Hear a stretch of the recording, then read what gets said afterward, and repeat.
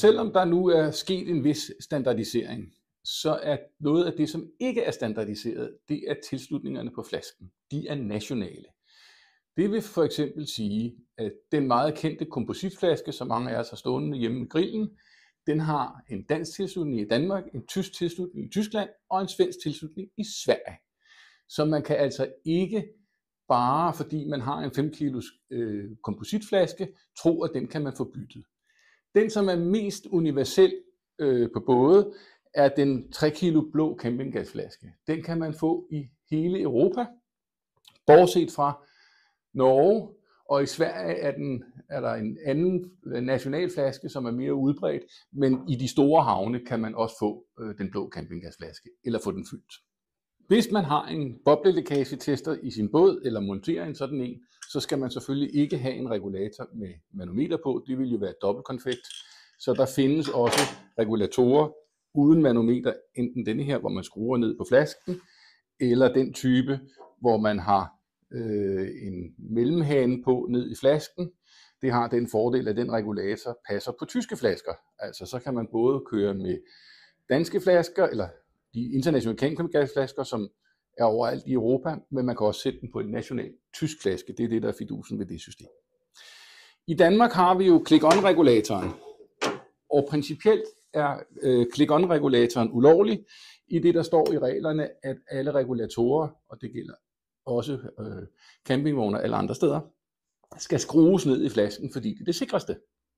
Dog har Danmark og Spanien og Norge via EØS en undtagelse, at vi gerne må bruge click-on-regulatoren, selvom den ikke er så sikker i virkeligheden, som den man skruer på.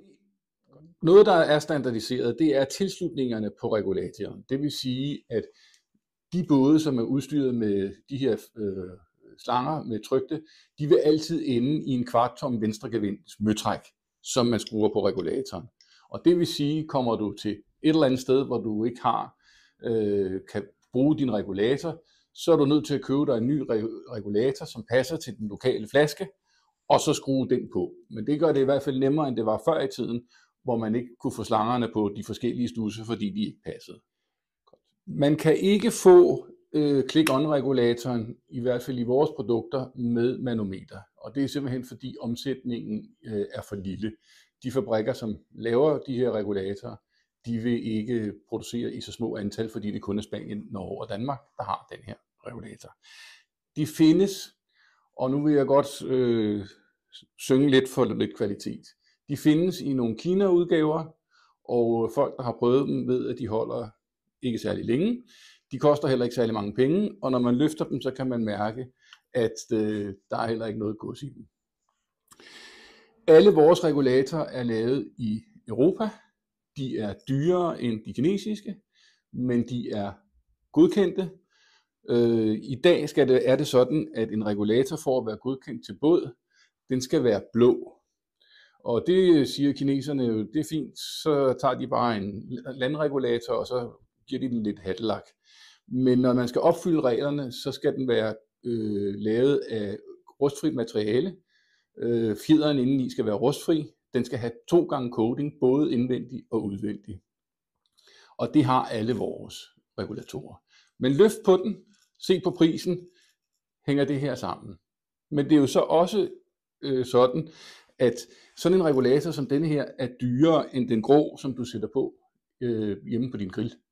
Men den er ikke godkendt og kan ikke tåle saltvandet, fordi fjederen indeni er stål, ikke rustfri stål, og så vil den kunne gå i stykker. Så der er kvalitetsforskel.